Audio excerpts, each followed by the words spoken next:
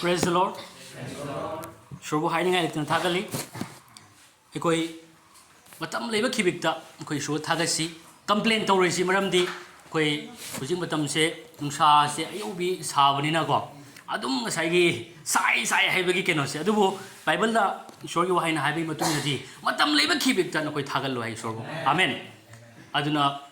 Machine Maram Warga, Nusha Sina, Kana Mayamo Piribenevo. Aduna. Kudimagse pananabagi damakta isona tawani haibagi akoi masigi wakalon se koi thamina si ado yamna harawi yam nungaijai ngasi ekoi girakta ekoi gi brother ekoi gi Rohan film akoi girakta saruk jaba mana yauba phangmase ekoi gi yaubi ba church da akoi na kaujam matamda saruk jamina si haina harawna jabirakpa ekoi brabu haina ngai litina thagachei adu khakta natana khoi gi marup dayanan su ko masu harauna akoi punna koi saruk jamina si sobu khurumina si haiba matamda harau rauna masu lae ai marup puju yam thaga chei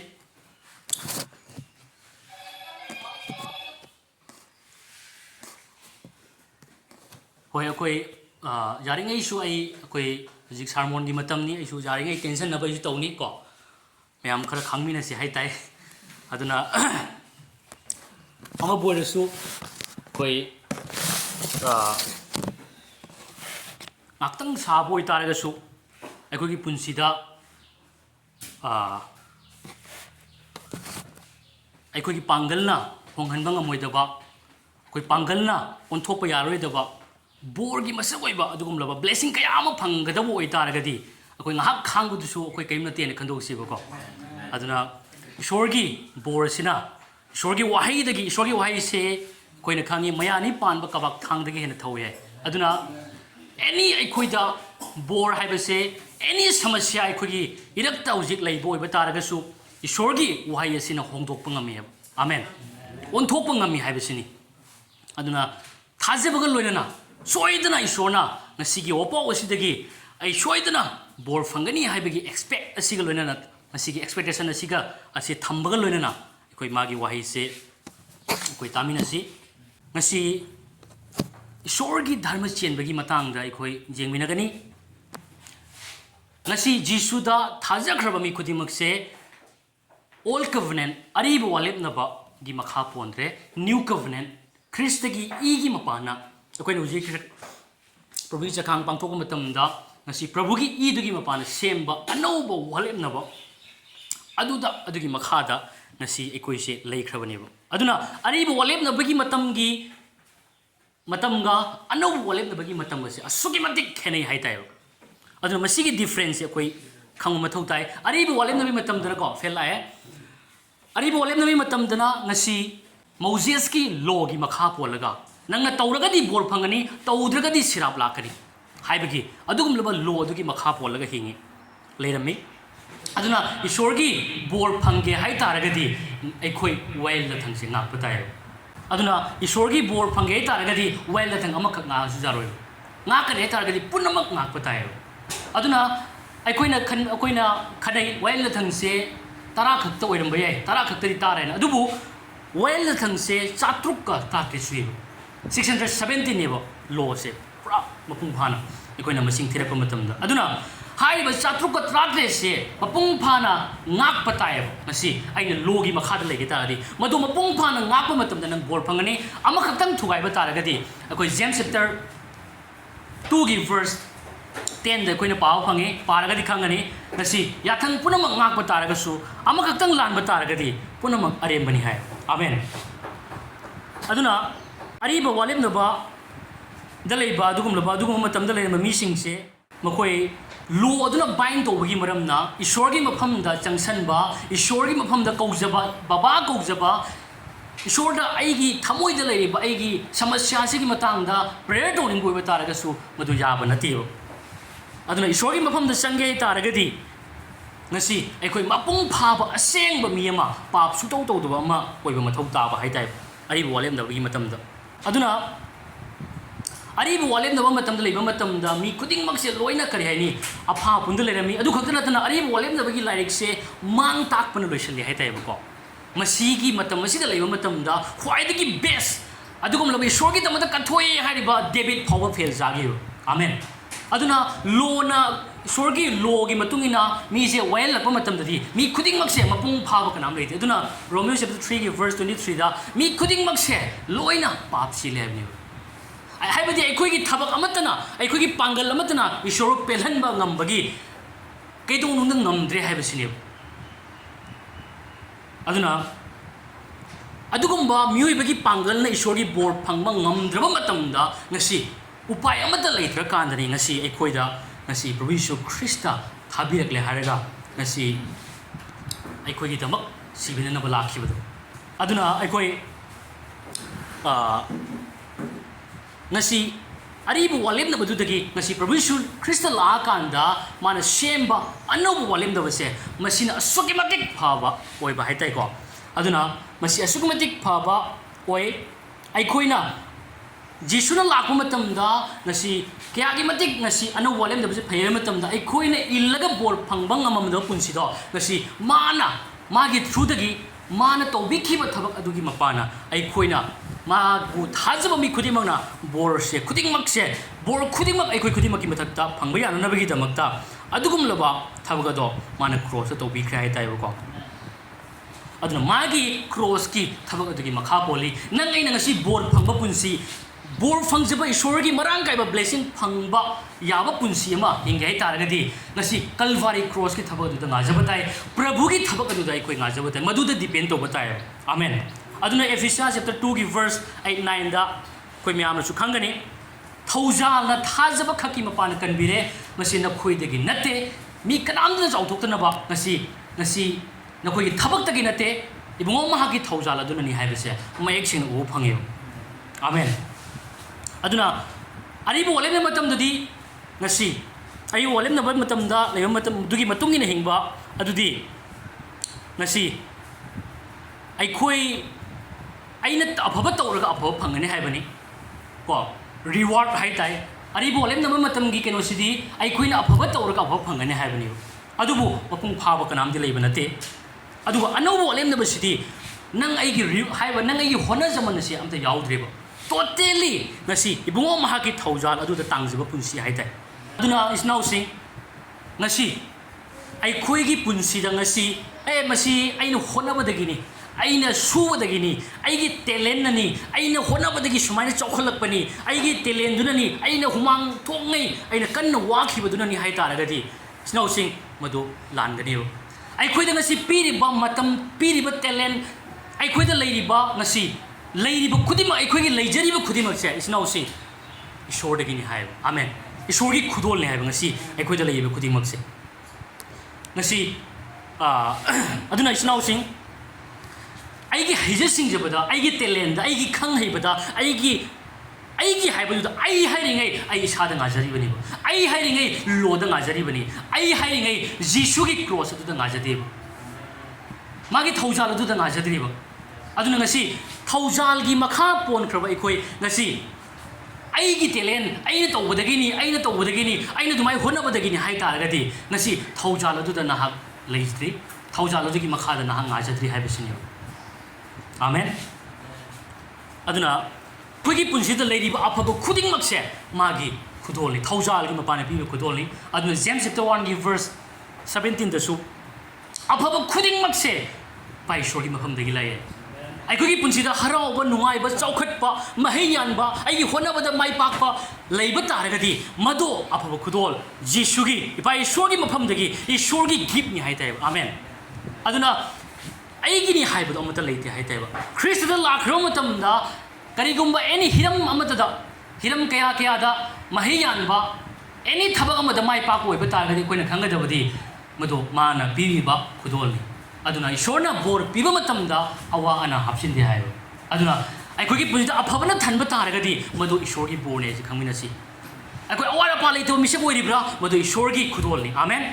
ai koi da ngasi talent leiribra madu ishorgi khudolni tongan ma talent ekoi amaga manram da bajai khuding makse ishorgi khudol ni haita amen aduna ekoi gi amrom da haigana ekoi gi brother ekoi gi rohan film su masu mana tori ba me am chingse ishorgi khudol ni haita amen aduna ꯑꯩꯈꯣꯏ ꯑꯩꯉꯣꯟꯗꯒꯤꯅꯤ ꯍꯥꯏꯕꯒꯤ ꯋꯥꯈꯜꯁꯦ ꯑꯩꯈꯣꯏ ꯊꯥꯗꯣꯛꯁꯤ ꯄꯨꯝꯅꯃꯛ ꯄ꯭ꯔꯚꯨꯒꯤ ꯃꯄꯥꯅ ꯑꯩꯅ ꯐꯪꯖꯕꯅꯤ ꯍꯥꯏꯕꯁꯦ ꯑꯩꯈꯣꯏ ꯃꯁꯤꯗ ꯑꯩꯈꯣꯏ ꯊꯥꯖꯃꯤꯟꯅꯁꯤ ꯑꯗꯨꯅ ꯑꯩꯈꯣꯏ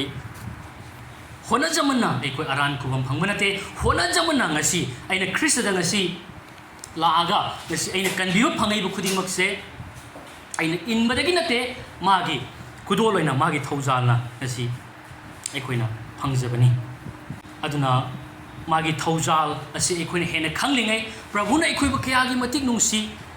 ꯃꯥꯅ ꯑꯩꯒꯤꯗꯃꯛꯇ ꯃꯥꯒꯤ ꯃꯊꯋꯥꯏ ꯐꯥꯎꯕ ꯄꯥꯝꯃꯨꯗꯕ ꯃꯈꯩ ꯏꯁꯣꯔꯅ ꯀꯩꯗꯧꯋꯦ ꯍꯥꯏꯕ ꯃꯇꯝꯗ ꯑꯩꯒꯤ ꯏꯆꯥꯁꯤ ꯁꯤꯔꯁꯨ ꯅꯪꯕꯨ ꯀꯟꯕꯤꯅꯕꯒꯤꯗꯃꯛꯇꯗꯤ ꯏꯆꯥꯁꯤ ꯁꯤꯔꯕꯁꯨ ꯌꯥꯔꯦ ꯑꯗꯨ ꯈꯜꯂꯒ ꯄꯤꯈꯤꯕꯅꯤ ꯑꯩꯒꯤ ꯏꯆꯥꯁꯤ ꯐꯥꯎꯕ ꯅꯪꯕꯨ ꯀꯟꯕꯤꯅꯕꯒꯤꯗꯃꯛꯇ ꯄꯤꯔꯕꯅꯤ ꯍꯥꯏꯕꯁꯤꯅꯤ ꯑꯃꯦꯟ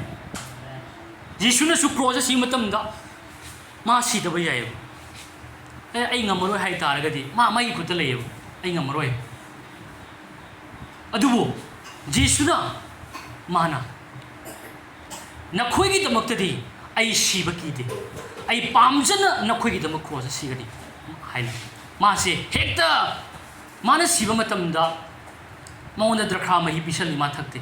ꯃꯔꯝꯗꯤ ꯃꯤꯀꯨꯞ ꯑꯃ ꯐꯥꯎꯕ ꯃꯥꯁꯦ ꯋꯤꯜꯂꯤꯡꯂꯤ ꯃꯥꯅ ꯈꯪꯅ ꯑꯩ ꯅꯪꯒꯤꯗꯃꯛ ꯁꯤꯕꯅꯤꯀꯣ ꯍꯥꯏꯕꯁꯦ ꯃꯁꯤꯒꯤ ꯑꯗꯨꯒꯨꯝꯂꯕ ꯁꯦꯀ꯭ꯔꯤꯐꯥꯏꯁ ꯃꯁꯤꯒꯤ ꯊꯃꯣꯏ ꯑꯁꯤꯒ ꯂꯣꯏꯅꯅ ꯃꯥꯅ ꯁꯤꯈꯤꯕꯅꯤ ꯍꯥꯏꯇꯥꯔꯦ ꯑꯃꯦꯟ ꯑꯗꯨꯅ ꯃꯁꯤ ꯑꯩꯈꯣꯏ ꯈꯪꯃꯤꯟꯅꯁꯤ ꯃꯥꯒꯤ ꯊꯧꯖꯥꯜꯁꯦ ꯑꯩꯈꯣꯏꯅ ꯈꯪꯉꯤꯉꯩ ꯃꯥꯒꯤ ꯃꯐꯝꯗ ꯆꯪꯁꯤꯟꯕ ꯉꯝꯒꯅꯦꯕ ꯍꯦꯟꯅ ꯄ꯭ꯔꯚꯨꯒꯤ ꯃꯐꯝꯗ ꯆꯦꯟꯁꯤꯟꯕ ꯑꯩꯈꯣꯏ ꯉꯝꯒꯅꯤ ꯃꯥꯒ ꯇꯣꯟꯅꯔꯒ ꯃꯉꯣꯟꯗ ꯉꯥꯖꯔꯒ ꯍꯤꯡꯕ ꯄꯨꯟꯁꯤꯗꯣ ꯉꯝꯒꯅꯤ ꯍꯥꯏꯇꯥꯔꯦ ꯑꯃꯦꯟ ꯑꯗꯨꯅ ꯑꯩꯈꯣꯏ ꯍꯦꯟꯅ ꯑꯩꯈꯣꯏꯒꯤ ꯄꯨꯟꯁꯤꯗ ꯊꯥꯖꯕ ꯑꯃ ꯑꯣꯏꯅ ꯕꯣꯔ ꯃꯔꯥꯡ ꯀꯥꯏꯅ ꯐꯪꯉꯒ ꯄꯨꯛꯅꯤꯡ ꯋꯥꯈꯜ ꯃꯀꯥ ꯂꯥꯝꯅ ꯍꯔꯥꯎꯅ ꯏꯪꯊꯅ ꯈ꯭ꯔꯤꯁꯇꯤꯌꯟ ꯑꯣꯏꯔꯒꯁꯨ ꯁꯨꯛꯇꯣꯛꯑꯒ ꯉꯥꯡꯅ ꯁꯛꯅꯕ ꯌꯥꯗꯉꯩ ꯃꯛ ꯀꯜꯂꯒ ꯑꯩꯈꯣꯏ ꯃꯌꯥꯝ ꯑꯃ ꯇꯧꯐꯝ ꯊꯣꯛꯇꯕ ꯍꯤꯡꯐꯝ ꯊꯣꯛꯇꯕ ꯆꯥꯐꯝ ꯊꯣꯛꯇꯕ ꯀꯌꯥ ꯑꯃ ꯆꯥꯔꯒ ꯑꯩꯈꯣꯏ ꯈ꯭ꯔꯤꯁꯇꯤꯌꯟꯅꯤ ꯐꯥꯎꯕ ꯍꯥꯏꯅꯤꯡꯗꯕ ꯃꯌꯥꯝ ꯑꯃ ꯑꯩꯈꯣꯏ ꯊꯦꯡꯅꯔꯝꯒꯅꯦꯕ ꯑꯗꯨꯅ ꯏꯆꯤꯟ ꯏꯅꯥꯎꯁꯤꯡ ꯃꯗꯨ ꯈꯨꯗꯤꯡꯃꯛꯁꯤꯡꯗꯣ ꯏꯁꯣꯔꯒ ꯃꯔꯤ ꯂꯩꯅꯗꯕꯗꯒꯤꯅꯦꯕ ꯏꯁꯣꯔꯒꯤ ꯅꯨꯡꯁꯤ ꯊꯧꯖꯥꯜ ꯑꯗꯨ ꯃꯁꯛ ꯈꯪꯗꯕꯗꯒꯤ ꯏꯁꯣꯔꯒꯤ ꯊꯧꯖꯥꯜ ꯑꯗꯨꯗ ꯆꯦꯟꯁꯤꯟꯖꯗꯕꯒꯤ ꯏꯁꯣꯔꯒꯤ ꯅꯨꯡꯁꯤꯕꯗꯨꯗ ꯂꯩꯇꯕꯗꯒꯤ ꯄꯨꯝꯅꯃꯛꯁꯦ ꯊꯣꯛꯂꯛꯄꯅꯤ ꯍꯥꯏꯇꯥꯔꯦ ꯑꯗꯨꯅ ꯏꯁꯣꯔꯕꯨ ꯅꯛꯁꯟꯅ ꯏꯁꯣꯔꯗꯕꯨ ꯉꯥꯏꯖꯔꯒ ꯑꯦꯅꯤ ꯑꯩꯅ ꯇꯧꯖꯕ ꯍꯤꯔꯝ ꯈꯨꯗꯤꯡꯃꯛꯇ ꯑꯃꯁꯨꯡ ꯃꯥꯅ ꯇꯧꯕꯤꯈꯤꯕꯁꯤꯡꯗꯨ ꯑꯦꯛꯅꯣꯂꯦꯖ ꯇꯧꯔꯀꯥꯟꯗ ꯃꯉꯣꯟꯗ ꯉꯥꯏꯖꯔꯒ ꯑꯩꯈꯣꯏꯅ ꯍꯤꯡꯕ ꯃꯇꯝꯗ ꯃꯉꯣꯟꯗ ꯆꯦꯟꯁꯤꯟꯖꯔꯒ ꯍꯤꯡꯕ ꯃꯇꯝꯗ ꯑꯩꯈꯣꯏꯒꯤ ꯄꯨꯟꯁꯤꯗ ꯑꯐꯕ ꯃꯍꯩ ꯌꯥꯟꯒꯅꯦꯕ ꯑꯃꯦꯟ ꯑꯗꯨꯅ ꯑꯩꯈꯣꯏꯒꯤ ꯄꯨꯟꯁꯤꯗ ꯏꯁꯣꯔꯒꯤ ꯕ꯭ꯂꯦꯁꯤꯡꯁꯦ ꯈ꯭ꯔꯤꯁꯇꯤꯌꯟ ꯑꯃ ꯑꯣꯏꯅ ꯕꯣꯔ ꯎꯔꯛꯇ꯭ꯔꯕ ꯏꯁꯣꯔꯒꯤ ꯕ꯭ꯂꯦꯁꯤꯡꯁꯦ ꯎꯔꯛꯇ ꯇꯥꯔꯒꯗꯤ ꯑꯃꯈꯛ ꯂꯩꯕꯅꯤ ꯈ꯭ꯔꯤꯁꯇꯤꯌꯟ ꯄꯨꯟꯁꯤꯁꯦ ꯑꯗꯨꯝ ꯀꯨꯏꯁꯜꯂꯒ ꯕꯣꯔꯤꯡ ꯆꯨꯁꯜꯂꯛꯄ ꯍꯥꯏꯇꯥꯔꯦꯀꯣ ꯀꯔꯤꯅꯣ ꯇꯧꯔꯤꯁꯦ ꯀꯩꯅꯣ ꯃꯍꯥꯎ ꯃꯔꯦꯛ ꯑꯃ ꯊꯣꯛꯇ꯭ꯔꯦꯅꯀꯣ ꯍꯥꯟꯅꯗꯤ ꯅꯨꯡꯉꯥꯏꯔꯝꯃꯤ ꯅꯧꯅ ꯊꯥꯖꯈꯠꯂꯛꯄ ꯃꯇꯝꯗꯗꯤ ꯅꯨꯡꯉꯥꯏꯔꯝꯃꯤꯍꯦ ꯑꯗꯨꯕꯨ ꯀꯨꯏꯔꯒ ꯀꯩꯅꯣ ꯃꯍꯥꯎ ꯃꯔꯦꯛ ꯑꯃ ꯊꯣꯛꯈꯤꯗ꯭ꯔꯦꯅꯀꯣ ꯕꯣꯔꯤꯡ ꯆꯨꯁꯜꯂꯛꯄ ꯍꯥꯏꯇꯥꯔꯦ ꯑꯗꯨꯅ ꯏꯆꯤꯟ ꯏꯅꯥꯎꯁꯤꯡ ꯃꯁꯤ ꯀꯩꯗꯒꯤꯅꯣ ꯍꯥꯏꯕ ꯃꯇꯝꯗ ꯏꯁꯣꯔꯒꯤ ꯋꯥꯍꯩ ꯇꯥꯗꯕꯗꯒꯤ ꯆꯔꯆ ꯀꯥꯗꯕꯗꯒꯤ ꯏꯁꯣꯔꯗ ꯅꯛꯁꯟꯗꯕꯗꯒꯤ ꯃꯥꯒꯤ ꯊꯧꯖꯥꯜ ꯑꯗꯨꯗ ꯉꯥꯏꯖꯗꯕꯗꯒꯤꯅꯦ ꯑꯃꯦꯟ ꯑꯗꯨꯅ ꯔꯣꯃꯤꯌꯣ ꯆꯦꯞꯇꯔ 10ꯒꯤ ꯚꯔꯁ 17ꯗ ꯍꯥꯏꯕꯁꯤ ꯑꯩꯈꯣꯏꯅ ꯇꯥꯕꯗꯒꯤ ꯑꯃꯨꯛꯇꯪ ꯍꯥꯏꯗꯦ ꯑꯩꯈꯣꯏꯅ ꯍꯟꯖꯟꯅ ꯇꯥꯕꯗꯒꯤ ꯄꯥꯎꯗꯝ ꯇꯥꯕꯗꯒꯤ ꯑꯩꯈꯣꯏꯅ ꯊꯥꯖꯕ ꯂꯥꯛꯏ ꯈ꯭ꯔꯤꯁꯇꯒꯤ ꯋꯥꯗꯨꯒꯤ ꯃꯄꯥꯟꯅ ꯄꯥꯎꯗꯝ ꯑꯗꯨ ꯊꯣꯛꯑꯦ ꯍꯥꯏꯅ ꯑꯗꯨꯅ ꯇꯥꯕ ꯍꯥꯏꯁꯦ ꯍꯟꯖꯟꯅ ꯈ꯭ꯔꯤꯁꯇꯒꯤ ꯋꯥꯁꯦ ꯑꯩꯈꯣই ꯇꯥꯕ ꯃꯊꯧ ꯇꯥꯏꯕ ꯑꯃꯨꯛ ꯈꯛꯇꯪ ꯇꯥꯔꯒ ꯑꯩ ꯅꯍꯥꯟ ꯇꯥꯈ꯭ꯔꯦ ꯌꯥꯔꯦ ꯑꯩ ꯅꯍꯥꯟ ꯈꯪꯈ꯭ꯔꯦ ꯍꯥꯏꯔ ꯇꯥꯔꯒꯗꯤ ꯌꯥꯔꯣꯏꯕ ꯑꯩꯈꯣꯏꯒꯤ ꯄꯨꯟꯁꯤꯗ ꯑꯉꯛꯄ ꯃꯤꯔꯀꯜꯅ ꯊꯟꯕ ꯄꯨꯟꯁꯤ ꯍꯤꯡꯒꯦ ꯍꯥꯏ ꯇꯥꯔꯒꯗꯤ ꯈ꯭ꯔꯤꯁꯇꯒꯤ ꯋꯥꯄꯥꯎꯁꯦ ꯍꯟꯖꯟ ꯑꯩꯈꯣꯏ ꯇꯥꯕ ꯃꯊꯧ ꯇꯥꯏ ꯑꯃꯦꯟ ꯃꯗꯨꯒꯤ ꯃꯇꯝ ꯑꯗꯨ ꯈꯛꯇꯗ ꯉꯁꯤ ꯑꯩꯈꯣꯏꯗ ꯑꯗꯨꯒꯨꯝꯂꯕ ꯏꯁꯣꯔꯒꯤ ꯕ꯭ꯂꯦꯁꯤꯡꯁꯤꯡꯁꯦ ꯑꯩꯈꯣꯏꯒꯤ ꯉꯁꯥꯏꯒꯤ ꯑꯩꯈꯣꯏꯒꯤ ꯊꯋꯥꯏꯒꯤ ꯑꯣꯏꯕ ꯁꯪꯁꯥꯔꯗꯒꯤ ꯃꯦꯅꯤꯐꯦꯁ ꯇꯧꯕꯁꯤ ꯎꯔꯛꯀꯅꯤ ꯍꯥꯏꯇꯥꯔꯦ ꯑꯩꯈꯣꯏꯒꯤ ꯄꯨꯟꯁꯤꯗ ꯑꯃꯦꯟ ꯏꯁꯣꯔꯁꯦ ꯑꯁꯨꯛꯀꯤ ꯃꯇꯤꯛ ꯊꯧꯖꯥꯜ ꯍꯩꯕꯅꯦ ꯍꯥꯏꯕꯁꯦ ꯉꯁꯤ ꯑꯩꯈꯣꯏ ꯈꯪꯃꯤꯟꯅꯁꯤ ꯑꯗꯨꯅ ꯉꯁꯤ ꯑꯩꯈꯣꯏ ꯈ꯭ꯔꯤꯁꯇꯅ ꯂꯥꯛꯑꯀꯥꯟꯗ ꯑꯩꯈꯣꯏꯅ ꯁꯨꯡꯉꯝ ꯉꯝꯃꯔꯣꯏꯗꯕ ꯄꯨꯟꯁꯤ ꯍꯤꯡꯕ ꯉꯝꯃꯔꯣꯏꯗꯕ ꯂꯣꯒꯤ ꯑꯐꯥꯄꯣꯟꯗ ꯂꯩꯔꯝꯕ ꯑꯗꯨꯅꯅꯤ ꯂꯣꯗ ꯂꯩꯔꯤꯕ ꯃꯈꯩ ꯉꯁꯤ ꯇꯁꯦꯡꯅ ꯋꯥꯌꯦꯜꯊꯪꯗ ꯂꯩꯕ ꯍꯥꯏꯁꯦ ꯑꯁꯨꯛꯀꯤ ꯃꯇꯤꯛ ꯑꯆꯧꯕ ꯄꯣꯠꯂꯨꯝꯅꯦꯕ ꯑꯗꯨꯅ ꯄꯣꯠꯂꯨꯝ ꯄꯨꯕ ꯈꯨꯗꯤꯡꯃꯛ ꯑꯩꯉꯣꯟꯗ ꯆꯪꯖꯔꯣ ꯍꯥꯏꯕ ꯃꯔꯝꯗꯤ ꯑꯩꯒꯤ ꯑꯐꯕꯅ ꯑꯩꯅ ꯍꯣꯠꯅꯔꯒ ꯏꯁꯣꯔꯒꯤ ꯕꯣꯔ ꯐꯪꯅꯕ ꯇꯥꯜꯂꯤꯕ ꯅꯈꯣꯏ ꯈꯨꯗꯤꯡꯃꯛꯁꯦ ꯂꯥꯛꯑꯣ ꯅꯈꯣꯏꯒꯤ ꯊꯕꯛ ꯑꯗꯨꯅ ꯌꯥꯔꯔꯣꯏ ꯃꯗꯨꯒꯤꯗꯃꯛ ꯅꯈꯣꯏꯅ ꯉꯝꯗꯕꯗꯣ ꯑꯩꯅ ꯇꯧꯅꯅꯕꯒꯤꯗꯃꯛ ꯑꯩ ꯂꯥꯛꯏꯕꯅꯤ ꯍꯥꯏꯕꯁꯦ ꯌꯤꯁꯨꯅ ꯍꯥꯏꯔꯤꯕꯅꯦꯕ ꯑꯗꯨꯅ ꯉꯁꯤ ꯏꯁꯣꯔꯒꯤ ꯃꯐꯝꯗ ꯑꯩꯈꯣꯏ ꯂꯣꯅ ꯕꯥꯏꯟ ꯇꯧꯕꯒꯤ ꯃꯔꯝꯅ ꯂꯣꯗꯨꯅ ꯃꯔꯝ ꯑꯣꯏꯔꯒ ꯑꯩꯈꯣꯏ ꯃꯥꯒꯤ ꯃꯐꯝꯗ ꯆꯪꯁꯟꯕ ꯌꯥꯔꯝꯗꯕ ꯄꯨꯟꯁꯤ ꯑꯁꯦ ꯉꯁꯤ ꯖꯤꯁꯨ ꯈ꯭ꯔꯤꯁꯇ ꯂꯥꯛꯑꯀꯥꯟꯗ ꯉꯁꯤ ꯑꯩꯈꯣꯏꯒꯤ ꯄꯥꯞꯁꯦ ꯃꯄꯨꯡ ꯐꯥꯅ ꯀꯣꯛꯄꯤꯔꯒ ꯉꯁꯤ ꯏꯄꯥ ꯏꯁꯣꯔꯒꯤ ꯃꯐꯝꯗ ꯈ꯭ꯔꯤꯁꯇꯒꯤ ꯃꯐꯝꯗ ꯅꯤꯡꯈꯥ ꯇꯝꯅ ꯑꯩꯈꯣꯏ ꯉꯁꯤ ꯆꯪꯕ ꯌꯥꯍꯟꯕꯤꯔꯦꯕ ꯍꯜꯂꯦꯂꯨꯌꯥ ꯑꯗꯨꯅ ꯖꯤꯁꯨ ꯂꯥꯛꯇ꯭ꯔꯤꯉꯩ ꯃꯃꯥꯡꯗ ꯑꯩꯈꯣꯏ ꯈꯨꯗꯤꯡꯃꯛꯁꯦ ꯂꯣꯏꯅ ꯄꯥꯞꯄꯤꯅꯦꯕ ꯑꯩꯈꯣꯏ ꯈꯨꯗꯤꯡꯃꯛꯁꯦ ꯂꯣꯏꯅ ꯄꯥꯞ ꯆꯦꯜꯂꯤ ꯑꯗꯨꯕꯨ ꯈ꯭ꯋꯥꯏꯗꯒꯤ ꯅꯨꯡꯉꯥꯏꯕ ꯄꯥꯎꯗꯤ ꯖꯤꯁꯨ ꯂꯥꯛꯈ꯭ꯔꯕ ꯃꯇꯨꯡꯗꯗꯤ ꯑꯩꯈꯣꯏꯒꯤ ꯄꯥꯞꯁꯦ ꯃꯄꯨꯡ ꯐꯥꯅ ꯂꯣꯏꯅ ꯀꯣꯛꯈ꯭ꯔꯦ ꯍꯥꯏꯕ ꯑꯃꯦꯟ ꯑꯗꯨꯅ ꯈ꯭ꯔꯤꯁꯇ ꯂꯥꯛꯈ꯭ꯔꯕ ꯃꯇꯨꯡꯗꯗꯤ ꯑꯩꯈꯣꯏꯒꯤ ꯄꯥꯞꯁꯦ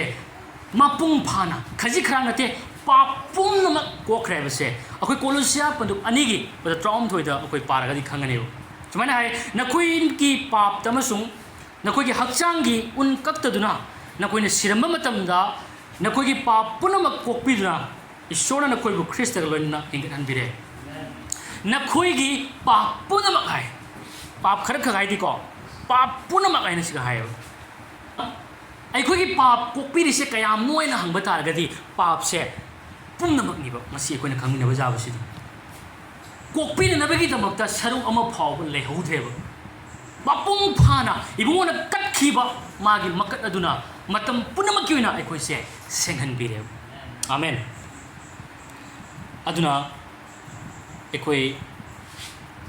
ꯂꯣꯝꯕ ꯅꯥꯏꯗꯅ ꯑꯩꯈꯣꯏꯒꯤ ꯄꯥꯞꯁꯦ ꯀꯣꯛꯄꯤꯔꯦ ꯑꯃꯔꯣꯝꯗ ꯍꯥꯏꯔꯒꯅ ꯂꯣꯝꯕ ꯅꯥꯏꯗꯅ ꯑꯩꯈꯣꯏꯒꯤ ꯄꯥꯞꯁꯦ ꯃꯥꯅ ꯍꯟꯗꯣꯛꯄꯤꯈ꯭ꯔꯦ ꯍꯥꯃꯦꯡ ꯑꯃꯁꯨꯡ ꯁꯟꯒꯤ ꯁꯅꯥꯎꯒꯤ ꯃꯄꯥꯟ ꯅꯠꯇꯗꯨꯅ ꯉꯁꯤ ꯖꯤꯁꯨꯃꯛꯀꯤ ꯏ ꯑꯗꯨ ꯇꯥꯕꯤꯔꯀꯥꯟꯗ ꯑꯩꯈꯣꯏꯁꯦ ꯃꯇꯝ ꯄꯨꯝꯅꯃꯛꯀꯤ ꯑꯣꯏꯅ ꯑꯩꯈꯣꯏꯒꯤ ꯄꯥꯞꯁꯦ ꯃꯁꯤꯗꯒꯤ ꯁꯦꯡꯗꯣꯛꯄꯤꯈ꯭ꯔꯦ ꯃꯄꯨꯡ ꯐꯥꯅ ꯀꯣꯛꯄꯤꯈ꯭ꯔꯦ ꯃꯁꯤ ꯑꯩꯈꯣꯏ ꯈꯪꯃꯤꯟꯅꯁꯤ ꯑꯗꯨꯅ ꯑꯩꯈꯣꯏꯅ ꯀꯣꯛꯄꯤꯕ ꯉꯁꯤ ꯐꯪꯂꯤꯕ ꯄꯨꯟꯁꯤꯁꯦ ꯑꯩꯈꯣꯏ ꯍꯣꯠꯅꯖꯃꯟꯅ ꯅꯠꯇꯦ ꯃꯁꯤꯗꯤ ꯃꯁꯥꯃꯛꯀꯤ ꯑꯗꯨꯒꯨꯝꯂꯕ ꯊꯕꯛ ꯀ꯭ꯔꯣꯁꯀꯤ ꯊꯕꯛ ꯑꯗꯨꯒꯤ ꯃꯄꯥꯟꯅ ꯑꯩꯈꯣꯏꯅ ꯀꯣꯛꯆꯕ ꯐꯪꯂꯤꯕꯅꯤ ꯑꯗꯨꯅ ꯑꯩꯈꯣꯏꯒꯤ ꯑꯐꯕ ꯊꯕꯛ ꯑꯃꯠꯇꯅ ꯄꯥꯞ ꯀꯣꯛꯅꯅꯕꯒꯤꯗꯃꯛꯇ ꯑꯩꯈꯣꯏꯅ ꯇꯧꯕ ꯌꯥꯔꯣꯏꯕ ꯑꯩꯅ ꯑꯐꯕ ꯊꯕꯛ ꯀꯌꯥ ꯑꯃ ꯇꯧ ꯇꯥꯔꯒꯁꯨ ꯀꯠꯊꯣꯛꯄ ꯇꯥꯔꯒꯁꯨ ꯃꯤꯒꯤ ꯃꯇꯦꯡ ꯄꯥꯡꯕ ꯇꯥꯔꯒꯁꯨ ꯑꯩꯒꯤ ꯊꯕꯛ ꯑꯗꯨꯅ ꯑꯩꯕꯨ ꯏꯁꯣꯔꯅ ꯅꯨꯡꯁꯤꯕꯤꯕ ꯅꯠꯇꯦ ꯑꯩꯅ ꯍꯧꯖꯤꯛ ꯍꯥꯏꯔꯤꯕ ꯊꯕꯛꯁꯦ ꯑꯔꯥꯟ ꯈꯨꯕꯝ ꯏꯁꯣꯔꯅ ꯅꯨꯡꯁꯤꯕꯤꯕ ꯐꯪꯅꯅꯕ ꯏꯁꯣꯔꯒꯤ ꯐꯦꯚꯔ ꯐꯪꯅꯅꯕ ꯑꯔꯥꯟ ꯈꯨꯕꯝ ꯐꯪꯅꯅꯕ ꯇꯧꯕ ꯊꯕꯛꯇꯣ ꯕꯥꯏꯕꯜꯅ ꯀꯩ ꯍꯥꯏ ꯃꯇꯝꯗ ꯗꯦꯠ ꯋꯥꯛ ꯍꯥꯏ ꯑꯁꯤꯕ ꯊꯕꯛ ꯍꯥꯏ ꯑꯗꯨꯕు ꯉꯁꯤ ꯑꯩꯈꯣꯏ ꯊꯥꯖꯕꯁꯤꯡꯅ ꯇꯧꯔꯤꯕ ꯊꯕꯛꯁꯤꯗꯤ ꯑꯔꯥꯟ ꯈꯨꯕꯝ ꯐꯪꯅꯅꯕ ꯅꯠꯇꯦ ꯑꯔꯥꯟ ꯈꯨꯕꯝ ꯐꯪꯈ꯭ꯔꯕ ꯃꯤꯁꯛ ꯑꯃ ꯑꯣꯏꯅ ꯈ꯭ꯔꯤꯁꯇꯒꯤ ꯃꯇꯤꯛ ꯃꯉꯥꯜ ꯑꯗꯨ ꯑꯩꯈꯣꯏ ꯐꯣꯡꯗꯣꯛꯏꯕꯅꯦꯕ ꯑꯃꯦꯟ ꯑꯔꯥꯟ ꯈꯨꯕꯝ ꯐꯪꯈ꯭ꯔꯕ ꯃꯤꯁꯛ ꯑꯃ ꯑꯣꯏꯅ ꯉꯁꯤ ꯃꯥꯒꯤ ꯁꯥꯈꯤ ꯑꯣꯏꯅ ꯑꯩꯈꯣꯏꯅ ꯍꯤꯡꯂꯤꯕꯅꯤ ꯑꯩꯈꯣꯏꯅ ꯃꯇꯦꯡ ꯄꯥꯡꯂꯤꯕꯅꯤ ꯀꯠꯊꯣꯛꯏꯕꯅꯤ ꯑꯃꯦꯟ ꯑꯗꯨꯅ ꯑꯔꯥꯟ ꯈꯨꯕꯝ ꯐꯪꯅꯅꯕ ꯅꯠꯇꯦ ꯐꯪꯈ꯭ꯔꯕꯒꯤ ꯃꯔꯝꯅꯅꯤ ꯍꯥꯏꯇꯥꯏꯕ ꯑꯗꯨꯅ ꯄꯥꯞ ꯀꯣꯛꯄꯤꯕꯁꯤ ꯃꯃꯥꯡꯉꯩꯒꯤ ꯃꯇꯝꯗꯗꯤ ꯑꯩꯈꯣꯏꯅ ꯈꯪꯉꯤ ꯑꯔꯤꯕ ꯋꯥꯔꯦꯞꯅꯕꯒꯤ ꯃꯇꯝꯗꯗꯤ ꯑꯩꯈꯣꯏꯒꯤ ꯄꯥꯞꯁꯦ ꯃꯄꯨꯡ ꯐꯥꯅ ꯀꯣꯛꯄꯁꯨ ꯂꯩꯔꯝꯗꯦ ꯄꯥꯞꯁꯦ ꯕꯥꯏꯕꯜꯅ ꯀꯩ ꯍꯥꯏ ꯃꯇꯝꯗ ꯄꯥꯞꯁꯦ ꯀꯨꯞꯁꯜꯂꯦ ꯍꯥꯏꯕ ꯄꯥꯞꯁꯦ ꯃꯄꯨꯡ ꯐꯥꯅ ꯀꯣꯛꯄꯤꯔꯦ ꯍꯥꯏꯗꯦ ꯄꯥꯞꯁꯦ ꯃꯄꯨꯡ ꯐꯥꯅ ꯀꯣꯛꯄꯤꯔꯦ ꯍꯥꯏꯕꯒꯤ ꯃꯍꯨꯠꯇ ꯀꯨꯞꯁꯤꯜꯂꯦ ꯍꯥꯏꯕꯁꯦ ꯑꯩꯈꯣꯏ ꯎꯕ ꯐꯪꯉꯦꯕ ꯑꯗꯨꯅ ꯍꯤꯕ꯭ꯔꯨ ꯆꯦꯞꯇꯔ 9ꯒꯤ ꯚꯔꯁ 22ꯗ ꯀꯩ ꯍꯥꯏ ꯃꯇꯝꯗ ꯋꯥꯌꯦꯜ ꯖꯥꯊꯪꯒꯤ ꯃꯇꯨꯡ ꯏꯟꯅ ꯄꯣꯠ ꯄꯨꯝꯅꯃꯛ ꯏꯅ ꯁꯦꯡꯗꯣꯛꯏ ꯀꯣ ꯑꯗꯨꯒ ꯏ ꯇꯥꯕꯤꯕ ꯌꯥꯎꯗꯅ ꯄꯥꯞ ꯀꯣꯛꯄꯤꯐꯝ ꯂꯩꯇꯦ ꯏ ꯇꯥꯕꯤꯕ ꯌꯥꯎꯗꯅ ꯄꯥꯞ ꯀꯣꯛꯄꯤꯐꯝ ꯂꯩꯇꯦ ꯍꯥꯏꯅ ꯕꯥꯏꯕꯜꯅ ꯍꯥꯏ ꯑꯗꯨꯅ ꯉꯁꯤ ꯖꯤꯁꯨ ꯈ꯭ꯔꯤꯁꯇꯅꯉꯁꯤ ꯇꯥꯏꯕꯪꯄꯥꯟꯗ ꯂꯥꯛꯑꯀꯥꯟꯗ ꯉꯁꯤ ꯃꯥꯁꯦ ꯂꯥꯛꯑꯕ ꯀꯥꯟꯗ ꯑꯩꯈꯣꯏꯒꯤ ꯄꯥꯞ ꯑꯁꯦ ꯀꯣꯛꯄꯤꯅꯅꯕꯒꯤꯗꯃꯛꯇ ꯃꯥꯒꯤ ꯏ ꯇꯥꯈꯤ ꯑꯗꯨꯕꯨ ꯑꯩꯅ ꯃꯔꯨꯑꯣꯏꯅ ꯅꯤꯡꯁꯤꯡꯖꯅꯤꯡꯕꯗꯨꯗꯤ ꯃꯥꯅ ꯉꯁꯤ ꯑꯩꯈꯣꯏꯒꯤꯗꯃꯛ ꯁꯤꯕꯤꯕ ꯃꯇꯝ ꯑꯁꯤꯗ ꯉꯁꯤ ꯏꯁꯣꯔꯁꯦ ꯀꯌꯥꯒꯤ ꯃꯇꯤꯛ ꯐꯕ ꯀꯌꯥꯒꯤ ꯃꯇꯤꯛ ꯊꯧꯖꯥꯜ ꯍꯩꯕꯅꯣ ꯍꯥꯏꯕꯁꯦ ꯃꯥꯅ ꯀ꯭ꯔꯣꯁ ꯑꯗꯨꯗ ꯉꯁꯤ ꯑꯩꯈꯣꯏꯗ ꯃꯄꯨꯡ ꯐꯥꯅ ꯎꯠꯄꯤꯕ ꯍꯥꯏꯇꯥꯔꯦ ꯃꯥꯅ ꯇꯧꯕꯤꯈꯤꯕ ꯊꯕꯛ ꯌꯤꯁꯨꯅ ꯍꯥꯏꯕꯁꯦ ꯑꯩꯅ ꯇꯧꯕꯗꯣ ꯑꯩꯕꯨ ꯎꯔꯕ ꯃꯍꯥꯛ ꯏꯄꯥꯗꯨꯕꯨꯁꯨ ꯎꯔꯦ ꯍꯥꯏ ꯑꯩꯅ ꯇꯧꯔꯤꯕꯁꯦ ꯑꯩꯅ ꯇꯧꯕ ꯅꯠꯇꯦ ꯏꯄꯥꯅ ꯍꯥꯏꯕꯗꯣ ꯑꯩꯅ ꯇꯧꯕꯅꯦ ꯅꯪꯅ ꯖꯤꯁꯨꯅ ꯇꯧꯈꯤꯕ ꯊꯕꯛ ꯀꯣꯛꯄꯤꯔꯤꯕ ꯀ꯭ꯔꯣꯁꯀꯤ ꯊꯕꯛ ꯃꯌꯥꯝꯁꯤꯡꯁꯤ ꯎꯕ ꯃꯇꯝꯗ ꯀꯌꯥꯒꯤ ꯃꯇꯤꯛ ꯏꯄꯥ ꯏꯁꯣꯔꯁꯦ ꯅꯨꯡꯁꯤ ꯊꯧꯖꯥꯜ ꯍꯩꯕꯁꯦ ꯃꯁꯤꯗꯒꯤꯁꯨ ꯑꯩꯈꯣꯏꯅ ꯎꯕ ꯐꯪꯉꯤ ꯍꯥꯏꯇꯥꯔꯦꯕꯀꯣ ꯑꯃꯦꯟ ꯑꯗꯨꯕꯨ ꯈ꯭ꯋꯥꯏꯗꯒꯤ ꯅꯨꯡꯉꯥꯏꯕ ꯄꯥꯎꯗꯤ ꯉꯁꯤ ꯂꯥꯞꯅ ꯂꯩꯔꯝꯕ ꯂꯣꯟꯅ ꯃꯔꯝ ꯑꯣꯏꯔꯒ ꯏꯁꯣꯔꯗꯒꯤ ꯂꯥꯞꯅ ꯂꯩꯔꯝꯕꯁꯦ ꯉꯁꯤ ꯖꯤꯁꯨꯒꯤ ꯏ ꯑꯗꯨ ꯇꯥꯕꯤꯔꯀꯥꯟꯗ ꯉꯁꯤ ꯏꯁꯣꯔꯒꯤ ꯃꯐꯝꯗ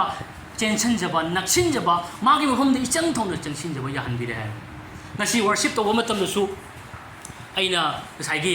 worship tawba ngam do myam le la lo ba khudi thi ru ba ta hoi da ba to ru ba khana chainer ba maram na ai di mapung pha de ai di soli ai di pap to ru re ai ne maram na ishwar gi mafam da changsan ba ngam da bai ta ishwar na ai gi prayer sibu ai gi worship sibu mana tabi rang badra hai adu is no se in hygienic lu di hojik nang no ori pibam du da ishwar ne accept to we amen nangi performance na te nangi thabak na te jisu gi I adu gi mapan ngasi matam khudi mak da ai koi khudi mak se man accept to ri hai bisi adun Ephesians 2:13 da paraga de khangani ai koi magi mafam na isang thona naksin ba ngamhan bire magi I adu gi mapan jisu gi I adu gi mapan ngasi ai koi se kaya gi matik pap kokpi khre bise koi na masak khangaga magi mafam da changa ko pami papi magumna prabhu kokpiu prabhu ngakpiu haina prabhu tolabani haiba adunati aigi chani paduna nakhoi gi pap khuding makse jisuna amuk la kanda oi nangi pap to khara walahuri ai sigadaba amuk la ga sibi ga haide man amuk la ga noi pap to khara walahuri haina amuk la ga sibi ga daba leitre amuk sigibaduna matam punamaki oina oi khre hai lo manai daba matam phawgi damak sangkhon khre hai amen asini isnau sing ngasi mana katpi khiba mong se aduna madu khangaga ikoi harauna prabhu nangna kokpi ba sigi damak thaga chari nang ikoi bu ayola ra sing thabi de ikoi bu lal han bi de ikoi gi pap khuding mak sengdok bi nangi I adu khaki mapana haibagi masiga loinana prabhu pap kokpi ba sigi damak thaga chari haibagi harau ba sigi loinana magi mafum da changsin jar bu pame kapcha kaptana laudana prabhu kokpi ngakpi hai na ngai gi kapna laun sang pu da mana du pam di mana to bi ki ba thabak to madu khangaga madu bu thagalaga prabhu nang na to bi ki bise are mata de masina igi pap khudima kok jo phangli bane bise masi khangna ekoi prabhu gi mafam da changjarak pa harauna changjarak pa se bung mahana pam hai tai amen aduna ishwar gi mang da lakpa matam da ekoi haukhaba punamak to loina gau tho kan da mang da leiri ba do yenga kan da ekoi lakpu do mana pam pona swai lehuri ba khudi mak tung da le khudi mak to thana maga mang da leiri ba do madu ta na mana chenchal le chatli hai amen aduna ekoi adugumna prabhu gi bafam de koi changsan ba hing ba si jang mathau tai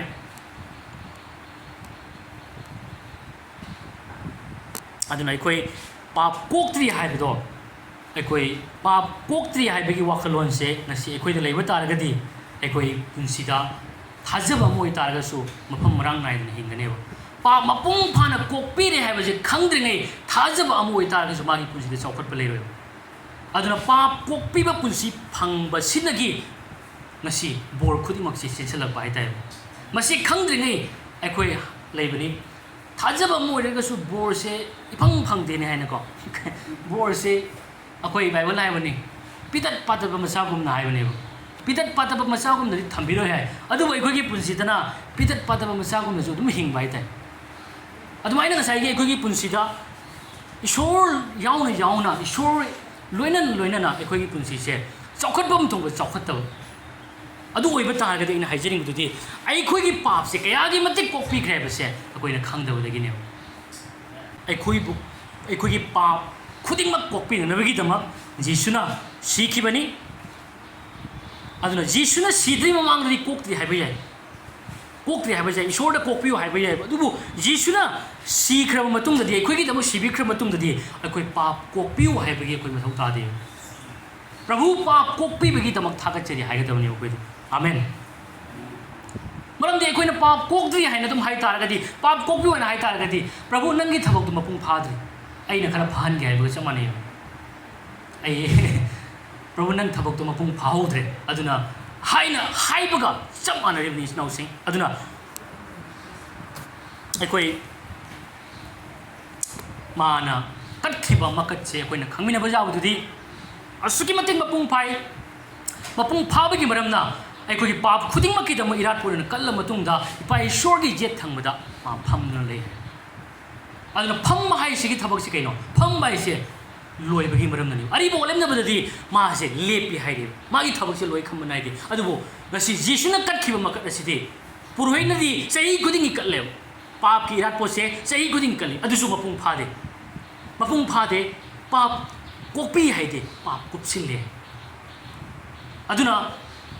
पुरोइना तौब थबकसे सही पाप कोगनब नते पाप कुपसिनमनि अदुबु जीसुनदी मान अमुक्तंग Loman नाइदो फावबगिदम कल्लकांदा Ipa Ishwar J थमद फमख्रे हाइबदि थबकसे असुकिमतिक मपुंग फाख्रे हाइताइबको अदुना ngasi babu thaja khrebu khuding makse pap pokse ba punse do phanglam adna christian amoina ai pap chen ban nate ai pap bi nate ai dharma chen ma misega mani ai pap kokche ba misega mani ba se ko accept to ma thau tai ja ja ma thau tai thaja ba ma ko yam ma thau tai isnau sing ngasi opa o se ju jari ngai ju tension na ba to ge aduna ai khoi gi ayola kudimak sing asidi mapung phana ngasi mana kokpi re aduna kokpi base pass kaktana te snow sing ai khoi bu kokpi base pass khaki ni haina thajaba kangu leitaba nate adubu jisuno kokpi se pass kaktana te past present amadi future forward damaksu yauna ai khoi gi pap se kokpi khraban karmaina future gi no future power lagtri kamaina koi future ki copy na hai taragadi kalvari cross se jesus christ na si ki base ngasi degi chahi lising ani mamang dane ngasi ai khoi na ngasi hingli base future ni hai tayo amen chahi lising ani ki matung mamang dane jesus na si ki do degi matung ni khoi hingi aduna seng na haragadi ai khoi ki tama ibung mana pap copy grise ai khoi na ne pap haidok se begi na teu ai khoi copy ba to ai khoi gi punsi da kaya ni pa bai si kai no ma sa khang ding de gi ai si imana au miron ding de gi hona jisuna ai khoi gi pap ki damak si bi krem amen thaja ba khak matam na ai khoi se pa mapung phana kok se phang li bani mato dugum na ai khoi na ngasi pap chen bo ri si su ai khoi na pap to bi maram na mi khana khali ai khoi na pap to bi maram na pap we re ne pap pi we re men ai khoi na pap to bi maram na pap pi we re ne madu na tiu bible la phong to bi ma tu ina ai khoi na pap to bi maram na pap pi we re me hai na tiu mi bi na ngasi pap pi amo we re na bi gi damak ta kai to ma thau tai hai tar ga di ima gi garba da gi miro laga pok pa matam na ai khoi se pap ka lo na sawul la khre aduna pap chen mamu ina na bigi tamota pap to na te ai ma ki garba dagi pok pa ni mathau tari si amen aduna koi psalm 51 da 51 ki 45 ta koi na pare khangani ai koi se imana mirul lak pa dagi hona pap pi oi nai koi se pok lak khre aduna ai koi na to bagi na te ai koi na to ga pap pi pa na te ihan han ma mi duna pap to bagi maram na ai koi khuding mak se asi pap pi pa ni mataw dugum na ngasi ai koi na pap tawdana papi oirakpa dugumna afaba sungtaw tawba leitana just thajaba khaki mapana ngasi ekoi pap mapung phana kokchaba punsi koi phangi amen dharma chen bagi khudola do ngasi koi phangjare ekoi talaga ekoi gi hona jama nate mi amana bible nai romans chapter 5 ki verse 19 da kay matam da mi amana haiba indabagi maramna mi kayabu papi ohin magumna mi ngasidi mi amagi haiba indabagi mapana mi kayabu ngasi dharma chen ohin ne adamna haiba indabagi maramna ekoi khuding papi oire akoi punama papi oire siga janing da bakang gusu leyo sing na ga diko mi amana pap to maramna koi khuding papi si kamai oi dona sini mai example oina corona ju sandori dunia mi amna corona ba koi sandori dunia mathang mathang akoi gi pestilence da koi sandok pa laina gum bane ba koi gi pap si su aduna seng na hare di ai koi se adam na pap to bagi maram na ai koi khudimak se magi dhara khudimak se koi pap pi oira bane ba kai gi no hai matam da ngasi ai koi se ai khoi gi ipa leiri ha ipa du gi ipa du pokpa akhoi gi ipa mapa leiri ipa du gi pokpa dugum da ibu do leiri adumai na sai gi ai khoi gi ipu du da ngasi akhoi yauri me ipu du da ai khoi gi ipa yauri bani aduga ipu du da ai khoi yauri me ipu do leirim siram tar ga di adu tar ga di akhoi su leirim mo adugum na ngasi ꯑꯗꯝꯗ ꯑꯩꯈꯣꯏ ꯄꯨꯝꯅꯃꯛꯁꯤ ꯌꯥꯎꯏ ꯍꯥꯏꯇꯥꯔꯦ ꯑꯗꯨꯒꯤ ꯃꯔꯝꯅ ꯃꯤ ꯑꯃꯅ ꯍꯥꯏꯕ ꯏꯟꯗꯕꯒꯤ ꯃꯔꯝꯅ ꯃꯤ ꯀꯌꯥꯕꯨ ꯄꯥꯄꯤ ꯑꯣꯏꯍꯜꯂꯦ ꯑꯗꯨꯕꯨ ꯈ꯭ꯋꯥꯏꯗꯒꯤ ꯅꯨꯡꯉꯥꯏ ꯄꯥꯎꯗꯤ ꯃꯤ ꯑꯃꯒꯤ ꯖꯤꯁꯨꯒꯤ ꯍꯥꯏꯕ ꯏꯟꯈꯤꯕ ꯕꯥꯏꯕꯜꯅ ꯍꯥꯏ ꯀ꯭ꯔꯣꯁꯇ ꯁꯤꯕ ꯐꯥꯎꯕ ꯃꯥꯁꯦ ꯍꯥꯏꯕ ꯏꯟꯈꯤ ꯅꯣꯂꯨꯛꯆꯈꯤ ꯍꯥꯏ ꯄꯥꯞ ꯁꯨꯡꯇꯧ ꯇꯧꯈꯤꯗꯦ ꯍꯥꯏꯔꯦꯕ ꯑꯗꯨꯒ ꯃꯥꯒꯤ ꯃꯄꯨꯡ ꯐꯥꯕ ꯊꯕꯛ ꯑꯗꯨꯒꯤ ꯃꯄꯥꯟꯅ ꯃꯤ ꯑꯃꯒꯤ ꯍꯥꯏꯕ ꯏꯟꯕ ꯅꯪ ꯑꯩꯒꯤ ꯍꯥꯏꯕ ꯏꯟꯕ ꯅꯠꯇꯦ ꯖꯤꯁꯨꯒꯤ ꯍꯥꯏꯕ ꯏꯟꯕ ꯑꯗꯨꯒꯤ ꯃꯄꯥꯟꯅ ꯑꯩꯈꯣꯏ ꯈꯨꯗꯤꯡꯃꯛꯁꯦ ꯉꯁꯤ ꯙꯔꯃ ꯆꯦꯟꯕ ꯑꯣꯏꯍꯟꯕꯤꯔꯦ ꯍꯥꯂꯦꯂꯨꯌꯥ ꯍꯥꯂꯦꯂꯨꯌꯥ ꯑꯗꯨꯅ ꯑꯩꯈꯣꯏ ꯄꯥꯞ ꯃꯄꯨꯡ ꯐꯥꯅ ꯀꯣꯛꯆꯗꯨꯅ ꯉꯁꯤ ꯑꯩꯈꯣꯏ ꯙꯔꯃ ꯆꯦꯟꯕ ꯃꯤꯁꯛꯁꯤꯡ ꯍꯥꯏꯕꯗꯣ ꯉꯁꯤ ꯑꯣꯏꯕ ꯐꯪꯖꯔꯕꯅꯤ 아멘 ꯑꯗꯨꯅ ꯍꯥꯏꯔꯤꯕ ꯙꯔꯃ ꯆꯦꯟꯕꯁꯦ ꯄ꯭ꯔꯚꯨ ꯌꯤꯁꯨ ꯈ꯭ꯔꯤꯁꯇꯒꯤ ꯊꯕꯛ ꯑꯗꯨꯒꯤ ꯃꯄꯥꯟꯅꯤ ꯃꯥꯒꯤ ꯊꯕꯛ ꯑꯗꯨꯈꯛꯀꯤ ꯃꯄꯥꯟꯅ ꯉꯁꯤ ꯑꯩꯈꯣꯏꯅ ꯙꯔꯃ ꯆꯦꯟꯕꯒꯤ ꯄꯨꯟꯁꯤꯁꯦ ꯐꯪꯖꯔꯤꯕꯅꯤ ꯑꯩꯈꯣꯏ ꯑꯅꯤꯁꯨꯕ ꯀꯣꯔꯤꯟꯊꯤꯌꯥ 5:21ꯗ ꯀꯩ ꯍꯥꯏꯕ ꯃꯇꯝꯗ ꯑꯩꯈꯣꯏꯅ ꯃꯍꯥꯛꯀꯤ ꯃꯄꯥꯟꯅ ꯏꯁꯣꯔꯒꯤ ꯙꯔꯃ ꯆꯦꯟꯕ ꯑꯣꯏꯅꯅꯕ ꯄꯥꯞ ꯏꯈꯪ ꯈꯪꯖꯗꯕ ꯃꯍꯥꯛꯄꯨ ꯃꯍꯥꯛꯅ ꯑꯩꯈꯣꯏꯒꯤꯗꯃꯛ ꯄꯥꯞ ꯑꯣꯏꯍꯜꯂꯦ ꯄꯥꯞ ꯁꯨꯡꯈꯪ ꯈꯪꯗꯕ ꯄꯥꯎꯈꯣꯟꯖꯕ ꯄꯣꯜ ꯑꯦꯄꯣꯁꯇꯜ ꯄꯣꯜ ꯍꯥꯏꯕꯁꯦ ꯖꯤꯁꯨꯁꯦ ꯄꯥꯞ ꯁꯨꯡꯈꯪ ꯈꯪꯈꯤꯗꯦ ꯃꯌꯥꯝ ꯇꯥꯃꯤꯟꯅꯁꯤꯀꯣ ꯖꯤꯁꯨꯁꯦ ꯄꯥꯞ ꯁꯨꯡꯈꯪ ꯈꯪꯗꯦ ꯍꯥꯏꯕ ꯄꯥꯞ ꯁꯨꯡꯈꯪ ꯈꯪꯗꯕ ꯖꯤꯁꯨꯗꯣ ꯅꯪ ꯑꯩꯒꯤꯗꯃꯛ ꯄꯥꯞꯄꯤ ꯑꯣꯏꯔꯛꯏ ꯍꯥꯏꯗꯦꯕꯀꯣ ꯄꯥꯞ ꯑꯣꯏꯔꯛꯈꯤ ꯍꯥꯏꯕ ꯑꯩꯈꯣꯏꯒꯤ ꯄꯥꯞꯇꯨꯅꯦꯕ ꯃꯥꯅ ꯊꯣꯡꯒꯠꯈ꯭ꯔꯤꯁꯦ ꯖꯤꯁꯨꯗꯤ ꯄꯥꯞꯄꯤ ꯑꯣꯏꯔꯛꯄ ꯌꯥꯕ ꯊꯕꯛ ꯑꯃꯇ ꯃꯥ ꯇꯧꯈꯤꯗꯦꯕ ꯑꯗꯨꯕꯨ ꯅꯪ ꯑꯩꯅ ꯃꯔꯝ ꯑꯣꯏꯔꯒ ꯉꯁꯤ ꯅꯪ ꯑꯩꯒꯤ ꯄꯥꯞ ꯈꯨꯗꯤꯡꯃꯛꯁꯦ ꯃꯥꯅ ꯊꯣꯡꯒꯠꯈꯤꯕꯒꯤ ꯃꯔꯝꯅ ꯃꯥꯁꯦ ꯄꯥꯞꯄꯤ ꯑꯣꯏꯔꯛꯏ ꯍꯥꯏꯗꯦ ꯄꯥꯞ ꯑꯣꯏꯔꯛꯈꯤ ꯍꯥꯏꯕ 아멘 ꯑꯗꯨꯅ ꯑꯩꯈꯣꯏꯒꯤ ꯄꯥꯞ ꯈꯨꯗꯤꯡꯃꯛꯁꯦ ꯃꯥꯒꯤ ꯃꯊꯛ ꯊꯣꯡꯒꯠꯈ꯭ꯔꯦ ꯑꯃꯁꯨꯡ ꯃꯥꯒꯤ ꯙꯔꯃ ꯆꯦꯟꯕꯗꯣ ꯑꯩꯈꯣꯏꯗ ꯄꯤꯕ ꯍꯥꯏꯇꯥꯔꯦ ꯑꯦꯛꯁꯆꯦꯟꯖ ꯇꯧꯕ ꯍꯥꯏꯇꯥꯔꯦ 아멘 ꯗꯤꯚꯥꯏꯟ ꯑꯦꯛꯁꯆꯦꯟꯖ ꯍꯥꯏꯗꯣ ꯄꯨꯔꯥ ꯃꯄꯨꯡ ꯐꯥꯅ ꯑꯦꯛꯁꯆꯦꯟꯖ ꯇꯧꯈ꯭ꯔꯦ ꯑꯗꯨꯅ ꯖꯤꯁꯨꯅ ꯀ꯭ꯔꯣꯁꯇ ꯁꯤꯕꯤꯕ ꯃꯥꯅ ꯑꯩꯈꯣꯏꯒꯤꯗꯃꯛ ꯄꯥꯞ ꯑꯣꯏꯔꯛꯈꯤꯕ ꯃꯔꯝꯅ ꯉꯁꯤ ꯈ꯭ꯔꯤꯁꯇꯗ ꯂꯩꯈꯤꯕ ꯑꯩꯈꯣꯏ ꯈꯨꯗꯤꯡꯃꯛꯁꯦ ꯙꯔꯃ ꯆꯦꯟꯕ ꯑꯣꯏꯔꯦ ꯍꯥꯏꯕꯁꯦ ꯑꯩꯈꯣꯏ ꯍꯥꯏꯗꯣꯛꯄ ꯃꯊꯧ ꯇꯥꯏꯌꯦꯕ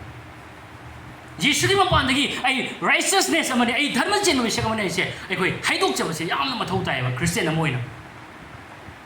ꯑꯃ ꯑꯣꯏꯅ ꯖꯤꯁꯨꯒꯤ ꯀ꯭ꯔꯣꯁꯀꯤ ꯊꯕꯛ ꯑꯗꯣ ꯏꯀꯥꯏ ꯈꯨꯝꯅꯕ ꯑꯃ ꯑꯣꯏꯅ ꯃꯥꯒꯤ ꯊꯧꯖꯥꯜ ꯈꯪꯕ ꯑꯃ ꯑꯣꯏꯅ ꯑꯩꯈꯣꯏ ꯃꯗꯨ ꯍꯥꯏꯗꯣꯛꯆꯕ ꯃꯊꯧ ꯇꯥꯏꯌꯦꯕ 아멘 ꯑꯗꯨꯅ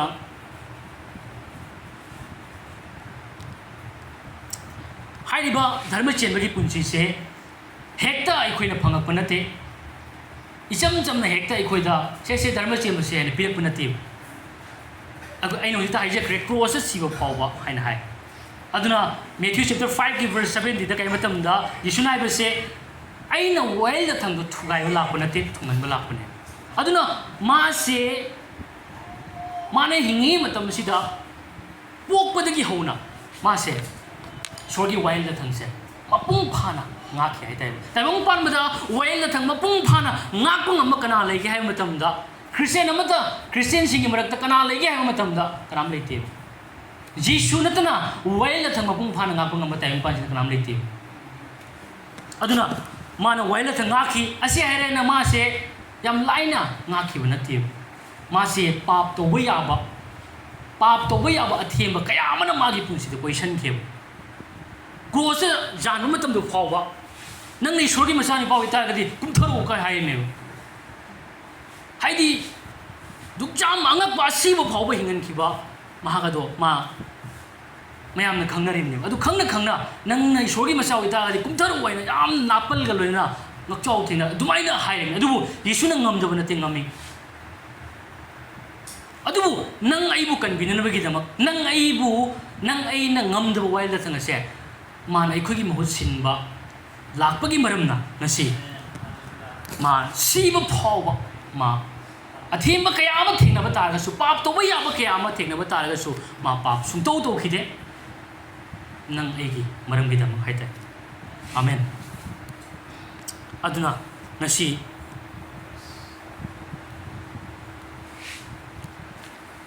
मियोबना थेंगनब याब अथेंब खुदिमक मागी मथक थेंगनखि अदुबो मा पाप सुंतौ तौखिदे नंग एगिदमक्ता आमेन अदुना जीसु से पाप सुंतौ तौदे मासे पाप सुंजेन चेंदे से यामना कोई मुन्ना खंग मथौ ताय अदु जिता हाइबदो एपोस्टल पोल गय मतमदा जीसु से पाप सुंखंग खंगदे हाइबा अदुगा पीटर नदी गय मतमदा मासे मा पाप अमदा तौखिदे हाइ पीटर न अदुगा जोन न गय मतमदा जोन गय हाइ मंगोंदा पाप लेते हन high Amen. Pap sunggang khangde ma pap taude amasung mahak pap leite base. Hai khiu. Aduna loirabra aduna su loitrib. Pilat phawbana pilat ki nupi phawbana ma se ngasai gi kari hai matam da Pilat ki nupi phawbana kai matam da dharma chinba mi aduda nahak kari su tawbano hai. Yungko Jisu se kya gi matik aseng punsi hingam hai matam da Judas Iscariot phawbana kai hai matam da ko akoi Jisu se kai matam da aina maral leitaba i adu pithokuna pap tawkhre Jisu se pap sulai leite hai base ngasi mabu pithokliba Judas Iscariot phawbana hairam ba hai tayo adu khakta natana Jisu pang tingliba huran ba daku aduna su kai hai matam da nipa sida maral mata phangde hai amen adu khakta natana Jisu na cross pang ting matam da magi makhong da mawon punok da ta na thiliba adugum laba lanmi duna faw kai matam da mani shobu thagal kai matam da ta sengnong masi dharma chen mi ne Jisu se ko cross ta hal phawba ta thil phawba Jisu se dharma chen mi ne Jisu na cross pang ting bai se khwai digi chawba punishment hai tai adugum laba mi hat pada adugum laba kai ai matam duga khwai digi chawba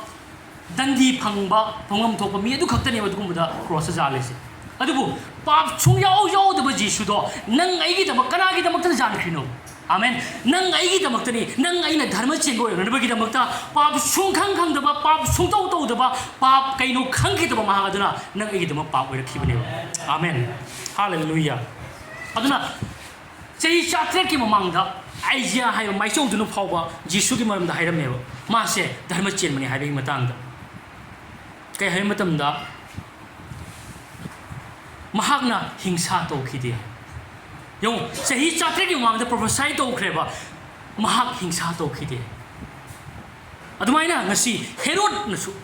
marala mata phangkhide ko Herod phawbana ngasi ma se chang jima matam da mahakki pap amata phangkhide aduna akoi Hebrew chapter 4 gi verse 15 da kai matam da ai khoi gi ason bada saruk yaminaba ngamloidaba purohit len ai khoi gi leiba nate adubu maram punamakta ai khoi bu chang yingbugumna mahak bu chang jengki adubu pap tawkhidaba mahak leye amen aduna lai phatabana Jisu se fail jana ba magi mission se mai thiu pinaba ai khoi bu norok da thada na gi damakta angam ba thakta ngasi mai mana plan tawki Jisu bu mana them ki Jisu bu mana asuki matik ma se cross the power hatli ne hai tai cross ma thangali se mana di khalini magi plan ne na adubu mana di Jisu se hatu ge na cross thangal matam da ngasi taseng na mana Jisu bu hatu ge na thangali ba cross aduna mahabu mai thiu pi khiu amen mabu magi pangal khudimak mai thiu pi khiu Colossians 2:13 da adugum laba well da thang adugum laba yekna bagi pangal khudimak se cross jopi tha khre amen papung thana adugum laba Yesu Christna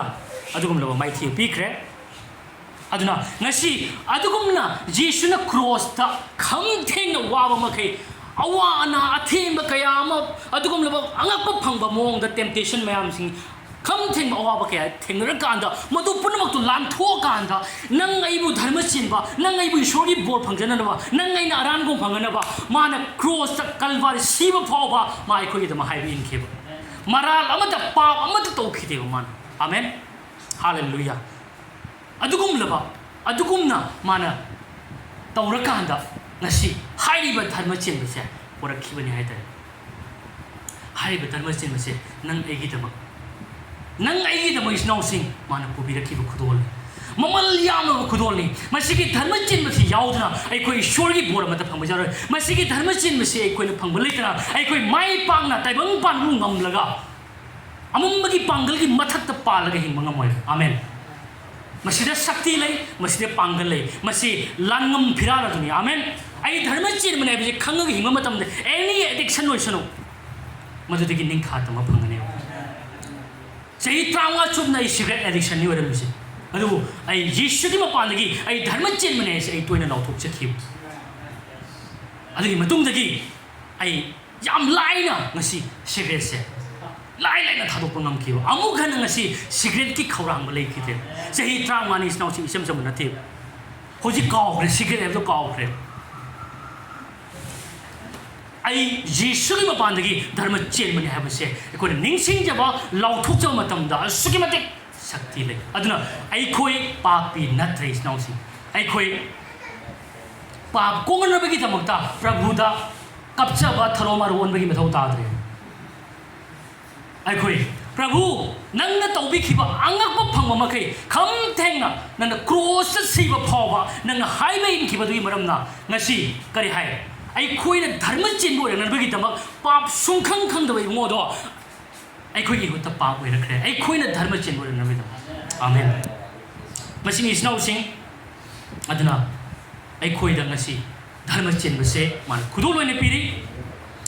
ꯃꯥꯅ ꯍꯥꯏꯕ ꯏꯟꯈꯤꯕꯗꯨꯒꯤ ꯃꯄꯥꯟꯅ ꯉꯁꯤ ꯒꯤꯐ ꯑꯣꯏꯅ ꯑꯩꯈꯣꯏꯗ ꯄꯤꯔꯤ ꯃꯁꯤ ꯑꯩꯈꯣꯏꯅ ꯇꯥꯜꯂꯒ ꯐꯪꯒꯗꯕ ꯅꯠꯇꯦ ꯂꯦꯝꯅ ꯄꯤꯕ ꯈꯨꯗꯣꯜꯅꯤ ꯑꯩꯈꯣꯏ ꯃꯁꯤ ꯂꯧꯁꯤꯟꯃꯤꯟꯅꯁꯤ ꯉꯁꯤꯗꯒꯤ ꯑꯩ ꯖꯤꯁꯨꯒꯤ ꯃꯄꯥꯟꯗꯒꯤ ꯙꯔꯃ ꯆꯦꯟꯕꯅꯤ ꯍꯥꯏꯕꯁꯤ ꯑꯩꯈꯣꯏ ꯂꯥꯎꯊꯣꯛꯃꯤꯟꯅꯁꯤ ꯑꯃꯇꯪ ꯃꯌꯥꯝ ꯍꯥꯏꯃꯤꯟꯅꯁꯤ ꯑꯩ